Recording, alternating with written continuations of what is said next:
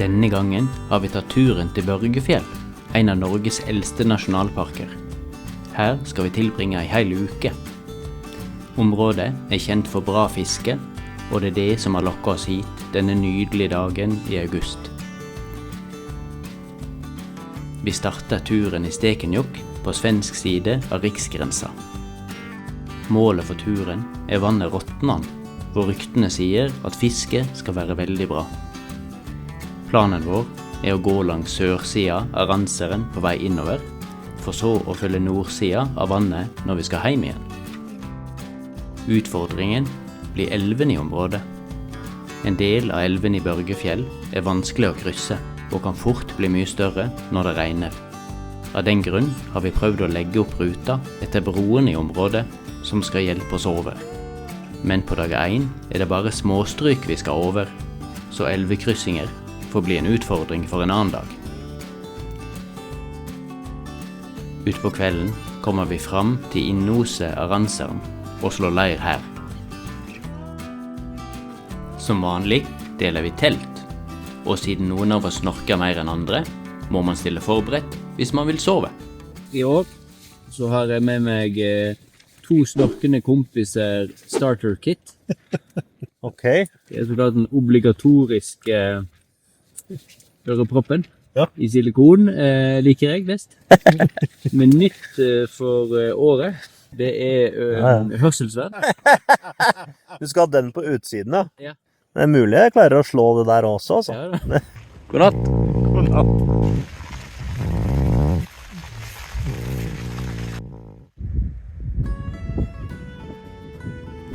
Alle 3 sover utmerket, og våkner uthvilte og forventningsfulle til hva fiske i Ranseren har å by på.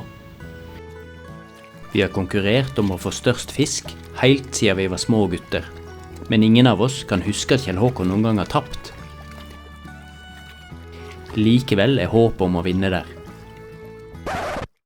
Helt til Kjell Håkon begynner å fiske.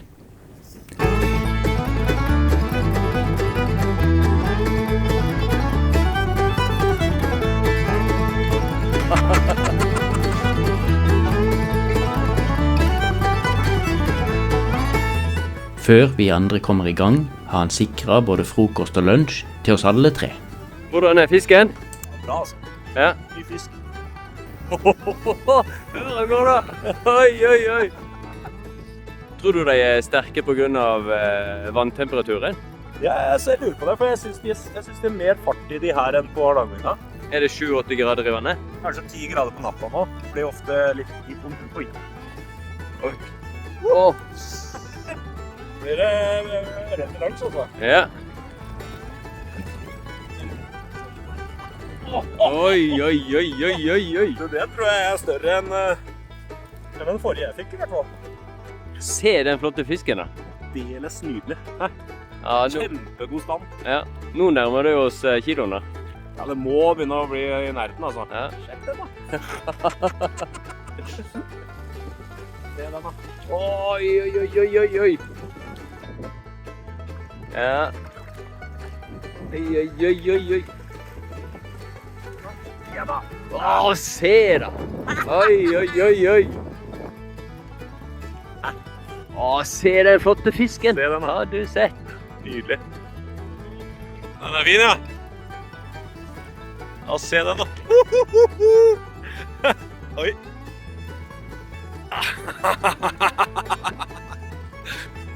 Ja da! Se der, ja. Gratulerer. Så vi må snart gi oss med fiskingen. Ja, jeg... Rett og slett. Det er synd å si det, men det blir for mye som vi må ta på land. Det river i et fiskers hjerte. Man måtte avslutte fiske med sånn her ørret i bettet. Men sånn blir det kanskje. Vi har alle hatt fokus på å få ned vekta på sekkene til denne turen. Men som vanlig har vi ikke hatt like stor fokus på kommunikasjon, så ingen av oss har tatt med steikepanne. Det vil med andre ord bli servert en hel del kokt ørret på turen. Vi trives godt ved Ranseren, men skal vi nå Rottnan i løpet av dagen, må vi komme oss videre. Vi forter oss å pakke ned teltet, for i horisonten ser vi regnbyger som fort nærmer seg. Mens vi følger elva oppover, blir været raskt dårligere, og vannivået stiger fort. Heldigvis skal vi krysse til andre siden på broa som ligger litt lenger opp i dalen, for med disse vannmengdene tør vi ikke vade over. Det var det jo ikke noe bra.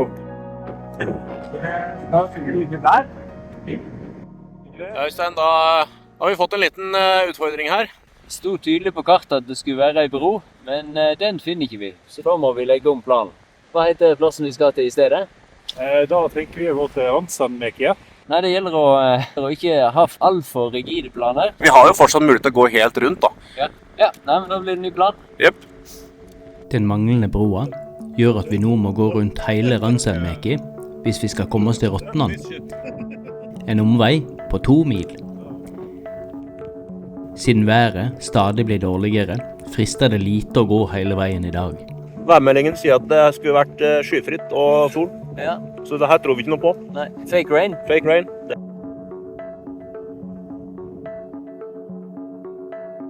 Vi bestemmer oss i stedet for å slå leir i nærheten, hvile og heller håpe på bedre vær i morgen. For med nye hørselsvern kan hverken uvær eller snorking ødelegge en god natts søvn.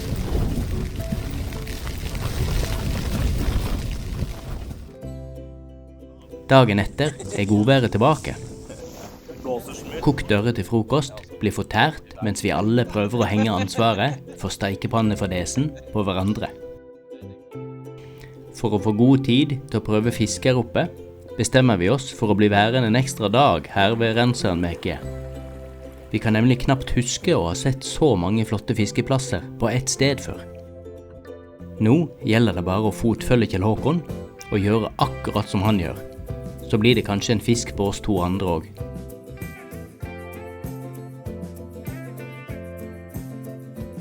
Se så flott da. I morges blåste det og regnet, og nå er det sikkert 14-15 grader sol. Vi satser på at det klekker litt nå, eller blir litt varmere, så får vi litt fart i fisken. Den har vært helt død, Ja. så vi håper på at det var regnet og temperaturfallet som gjorde at nå vi får varmen, og så kanskje det tar seg opp igjen. Ransanmäki har hittil alt, bortsett fra fisk. Der! Ja! Sitter den! Ja, endelig altså. Det var en tung dag. Ja, den er pen den der da. Kan det være kilosgrensa ryker her? Følg med i neste episode. Ja. Det var en del 100 kast før den, så. Fy fader. Det begynner å bli sent, så vi begynner på tilbaketuren. Det er så utrolig flott her. Men det har blitt noen kilometer i dag da. Dekka 1,5 mil med fisking. Ja. Kjell Håkon er i strålende humør, selv om fisken nok ikke har vært så bra som han hadde håpet. Se på det. Vann overalt. Sol, vindstille. Og jeg spiller med, Den fisk har jo vært så som så. og later som om at det å få dagens eneste fisk ikke var så viktig.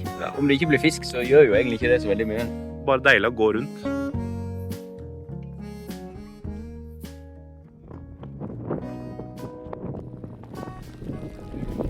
Neste morgen er regnet tilbake, og ingen av oss har hastverk med å komme oss ut av soveposen. Her sitter gjengen her. Vi begynner alle å bli litt lei kokt ørret, så Roald disker opp med alternativ frokost. Havregrøt i pose. Det er godt. På kartet ser vi mange spennende områder lenger vest, men de får utforskes en annen gang, for vi har fremdeles Rottnan som mål. Vi pakker ned teltet og begir oss av sted. Turen til Rottnan er ca. 14 kilometer og kommer til å ta oss forbi noen gode fiskevann. Regn og vind og et terreng uten stier og følge gjør at turen opp blir tung. Men vi håper omveien blir belønnet med godt fiske. Det hadde smakt fortreffelig med stekt fisk, så de mest vågale av oss tør til og med håpe på en gjenglemt steikepanne eller 2. Ja, nå er vi på Reinhornvannet. I dag blåser det litt. Det er litt godt at det regner, så vi har blitt ikke så veldig troa. På en bedre dag, så kan det hende vi hadde blitt værende her, altså. Det ser spennende ut. Da var det på. Siste kastet. Oi, se den da! Jøye meg! Nå må du passe på! Nei, ikke visst. Nå kommer den. Å da! Oi! Vi får noen fine fisker her på Reinhornvanna, men noe gjenglemt steikepanne og tilberede deg i, finner vi dessverre ikke. Roald, som har gått i forveien, stiller med husly når vi etterpå stopper for lunsj. Så kjekt med lunsjtelt da. Lunsjtelt tingen. Ja. Det tar jo akkurat 3 minutter å sette opp. Ja. Kom unna vinden, jeg kjemper deg det. Ja, nå var det ganske surt ute. Ja. Nå er det 3-4-5 grader. Så blåser det, og så regner det innimellom. Og hvis vi nå starter den her, Karl. Det her er veldig lite volum. Kjenner du det? Ja, med en gang. Kommer armen nedover. På dagens siste etappe, fra Reinhornvanna til Rotnan, får vi en fantastisk utsikt over dalen ned mot Randsand. Her må det ha stått jeger og speida etter reinsflokker i tusenvis av år, og jammen dukker det ikke opp en flokk i dag også. Til tamrein å være er det ikke så veldig tamme, og forsvinner med en gang vi nærmer oss.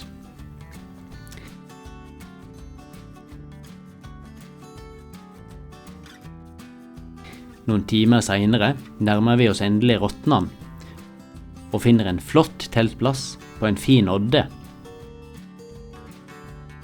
Når teltet er satt opp, har Kjell Håkon allerede god kontroll på hvor det vaker, og drar i gang en ny fiskerunde. For meg og Roald har Kjell Håkon sine fisketips alltid vært gode å ha, og vi synes det er synd at det er kun oss to som skal få dra nytte av hans kunnskaper. Vi ønsker derfor å slå et slag for kunnskapsdeling, i tilfelle vi skulle møte noen andre her på vidda. Siden vi var små, Ja. så har alltid du vært best å fiske. Ja. Og det er jo kjempeflott for oss. Da har vi jo mat. Og så har vi alltid noen å spørre. Men det er jo mange av fansene dine da, som kanskje føler at du er litt utilnærmelig. Sur og tverr og Utilgjengelig. blir fort forbanna. Og derfor å gjøre deg litt mer tilgjengelig i den kunnskapen du sitter på. Vi skal gjøre det lettere for deg å øse av din kunnskap. Vi har altså laget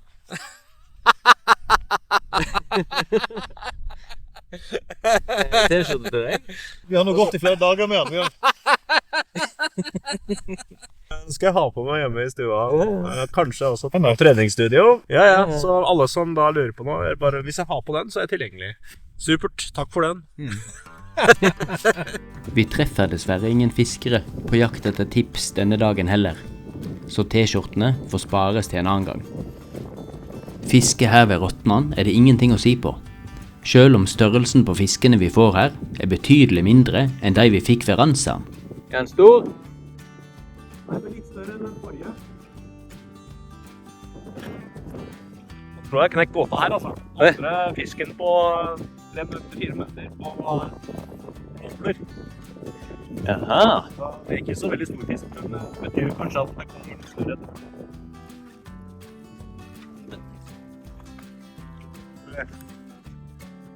Ja, det er fin matfisk det da. Da var det endelig din tur, Øystein. I fiskekonkurransen er det overraskende jevnt, Der, ja. så hva som er tellende fisk diskuteres til stadighet. Har du tellende fisk nå, eller? Telleren! Her er avstemming i kommentarfeltet, altså. Tida vi får til å utforske Rotnan blir kortere enn vi hadde håpet. Værmeldingen for de neste dagene blir nemlig dårligere. Det er i tillegg meldt tordenvær, så vi må komme oss ned i lavere terreng, der vi ikke vil være like utsatt som her oppe.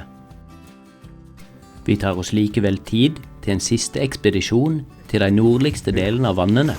Da er vi på tur nærheten av Rotnan, og så har vi funnet noen vann som er litt mindre og ligger helt øverst i vassdraget. Vi liker ofte å besøke toppvannet. Ja, vi opplever ofte at det kan være bedre fiske der, så derfor så er vi på tur dit nå. Så får vi se hva det gir. Det å stå på et sted og fiske hele tiden, det lønner seg ofte ikke. Veldig spennende å komme til nye steder uansett. fisket litt i godvær før regnet setter inn i ettermiddag. Ja, nå er det nok siste resten av det bra været. Resten av turen kan bli litt tung, sånn værmessig. Så er det jo det lyn og torden som er det verste da, som kan skje. Men naturen er det ingenting å si på. Nei, herre min jule. Det er så Ja, utrolig. det er så utrolig vakkert. Nei, man blir liksom helt målløst. Og her kommer vannet, og se det ser fint ut da. Oi, oi, oi, oi, oi. Se her, ja. Oi, oi, oi. Ok, lykke til. Thank you. Da var det suksess, Øystein. Ja, til slutt. Ja. Det har vært gjennom hele slukskrinet. Lønner seg å flytte på seg litt. Er den fin? Vi hadde jo mye småfisk lenger ned her, så nå skal vi spenne på om det er noe størrelse her. Få den opp i overflaten. Vi går dypt her. Oi, der kommer den der, ja. Ok.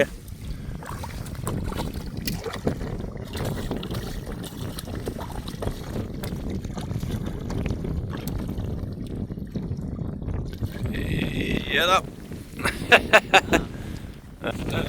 Den er pen, den da. Ja, Ja, kan det være 600? Ja, kanskje noe sånt. Ja. Tatt på kobber. Kobber og svart. Sølvkroken spesial, lignende. Ja. Sånn ja, her er vi. Det blir ikke mye fisk på oss, men naturopplevelser mangler det ikke på. Mens vi går, skremmer vi opp flere rypekull. I tillegg er reinen tilbake. Denne gangen er vi mer forsiktige når de nærmer seg, og kan lett forestille oss spenningen som jegerne i fordums tider må ha følt på når de jakta.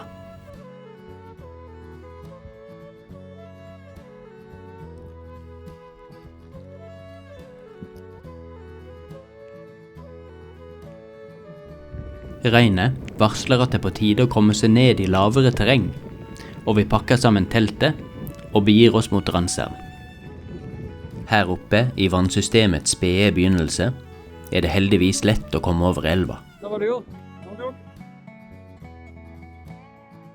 Igjen ser vi utover dalen ned mot Randsern, og gleder oss til å bli kjent med nordsida av vannet. Fisket var overraskende bra på de grunne sandbankene på sørsida av sjøen, og nå håper vi at fisket på nordsida skal være like bra. Mens vi går nedover, prøver vi å se etter teltplasser som ikke ligger for eksponert for lyn. Høyden gir god oversikt, så vi prøver samtidig å gjette oss fram til de beste fiskeplassene. Hva tror vi? Har vi valgt rett? Usikker. Ser litt grunt ut, men... Ja, etter mye om og men så fant vi endelig en teltplass. Roald har jo slappet av her, tenker du, mens vi har lett, men vi kom tilbake til samme sted. Leika, det var fisk, det er det har gjort. Ok. På ny gir vi oss ut for å fiske, og Randsern skuffer ikke denne gangen heller. Nå må du fortelle hva som har skjedd. Se den da. Oi, oi, oi, oi, oi. 800 gram Randsernørret. Ja. Nå har vi jobbet, hvor lenge har vi jobbet? Vi har jobbet i hvert fall i motgang de siste 2 dagene. Ja. Dårlig vær, kaldt, Ja. regn, lite fiske, Ja. og da er det så deilig. Det er ikke mer som skal til, for troa er liksom fullstendig tilbake. Det veksler fort mellom frustrasjon og himmel. Ja, nå er alle dører åpne igjen, ikke sant? Nå er det bare å ta imot. Ja. Noe uvær skal ikke stoppe oss. Fantastisk. Fiskelykken er tilbake, og igjen har vi godt med fisk. Men mer kokt ørret er det ingen som gleder seg så veldig til. Heldigvis kommer vi på en idé vi har hatt lyst til å prøve i mange år. Kanskje vi skal kjøre steinovn-prosjektet ditt, Øystein? Ja. Så murer vi oss en liten bakerovn, så baker vi denne ørreten her. Jeg har masse krydder, smør, så det kan vi prøve. Har du en ny en? Ohoi.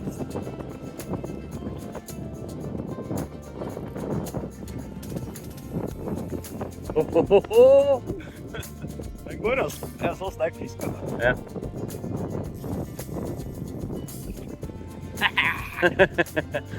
Da er vi tilbake i gamet der.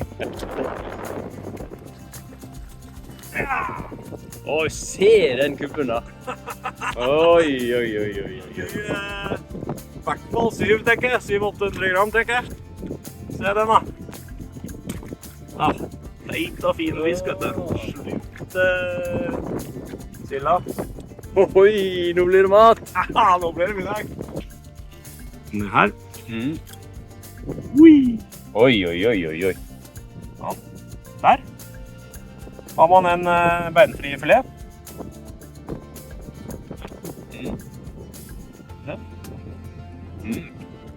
Fin den. Fin, den. Ja, da har du filetert ferdig. Ja, nå har jeg filetert ferdig. 4 flotte fileter. Litt pussig fargeforskjellen. Ja. Man skulle jo tro de hadde akkurat samme kosthold. Disse to ble tatt kanskje 20 meter fra hverandre. Ja. Var omtrent like store. Kjempestor fargeforskjell. Er det genetisk, eller er det kosthold? Ja, der får vi jo noen som vet. Ja.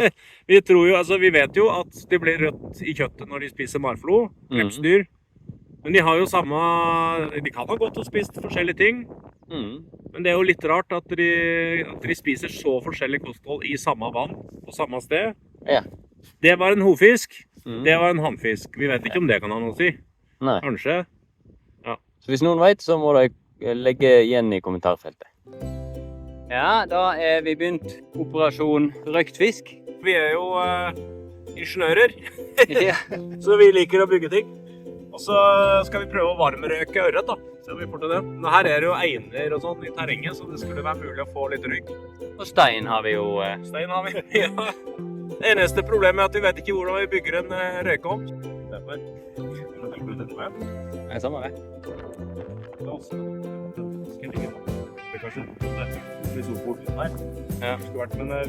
vi går for den her. Ja. Jeg tror nå er vi snart på naturinngrep. Det er døra. Da har vi dør og ovn. Den. Da fyrer vi opp. Og så skal vi da fyre etter, og så få litt glør, og så ligger det einer der. Fisken her skal krydres etterpå nå. Vi må bare få hold i gang her.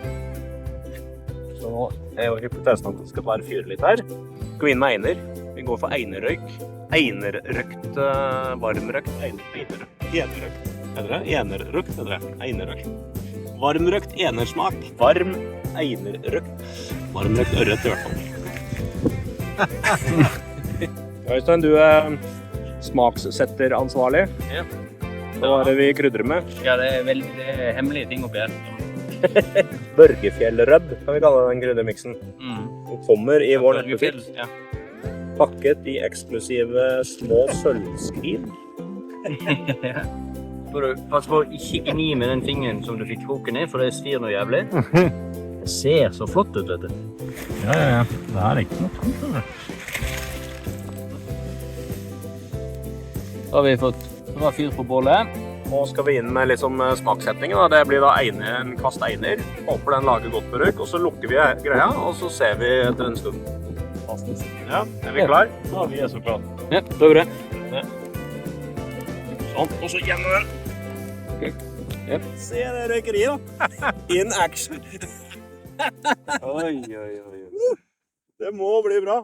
Nå vet ikke vi hvor lenge dette her skal stå. Jeg tror vi sier suksess, altså. Og det her har jeg hatt lyst til å gjøre helt siden barndommen.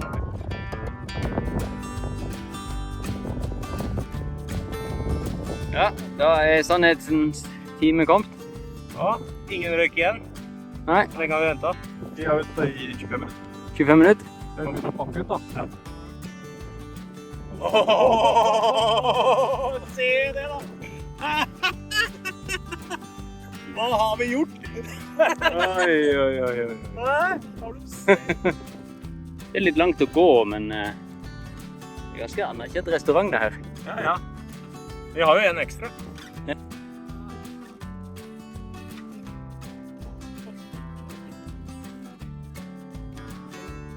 Ja.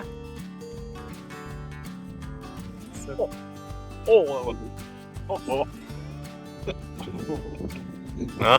Det var uforskammet godt. Det tror jeg var perfekt stekt også. Ja. Så 25 minutter, det er det. Ja, i den ovnen her. Man må jo selvfølgelig, alle ovner er jo forskjellige. Ja. Som alle kokker sier. Se bare inn her. hvordan den liksom bare flaker seg. Det klart vi får litt problem med oppvasken her da, men stepp her. Du vet den.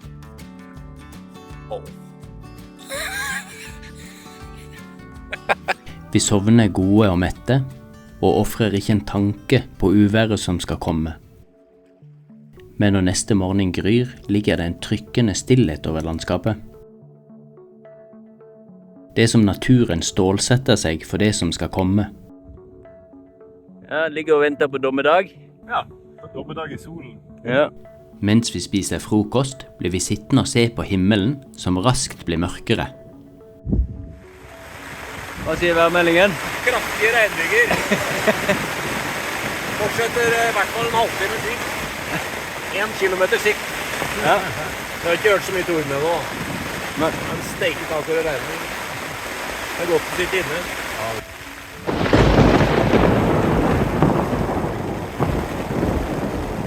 Ja, jeg håper ikke det kommer nærmere, altså. Nei. Vi har jo lagt oss strategisk til ganske lavt i terrenget, under en ganske stor kolle. Så trygt som vi kan. Nei, Nå altså. venter vi, og så får vi pakke ned teltet og begynne å gå når det har gitt seg. Ja. Når de første bygene er forbi, forter vi oss å pakke ned teltet og komme oss av gårde. Det er turens siste dag, og ifølge kartet er det 2 mil tilbake til bilen. Vi må i tillegg over 2 broer, men klok av skade tør vi ikke stole på at broene som er merket på kartet er der, før vi ser dem med egne øyne. Hvis det viser seg at de også er borte, blir det fort mange kilometer ekstra å gå. Hardt å være på tur. Må man gå i sånt her møkkavær. Det er langt fra noe ideelt turvær, så vi blir letta når vi finner begge broene.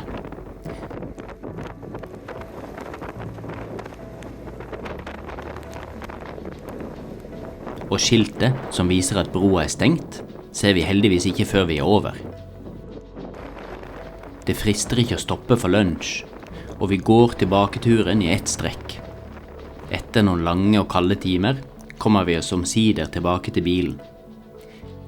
På veien begynner vi på en oppsummering. Nå er vi på vei til Stekenjokk. Siste etappe. Konklusjonen blir dessverre borte i vinden, men det er nok trygt å anta at alle syntes det var en fin tur. Antageligvis har Kjell Håkon vunnet fiskekonkurransen, og antageligvis anbefales du på det sterkeste å abonnere på kanalen. Og hvis du gjør det, så ses vi snart igjen.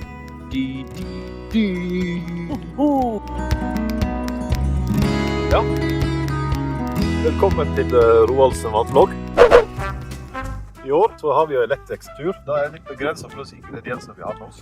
Ja, for jeg er jo glad i salte karameller, så jeg har tatt med ferdigsalta karameller. Roald påstår at det er helt waste å ta med, fordi at det kan man jo veldig lett, og mye morsommere lage selv på fjellet. Mye bedre er å ta med vanlige karameller. Og da kan du kjevle ut disse her i forkant. Men vi vil gjøre det her. Det er jo så lett.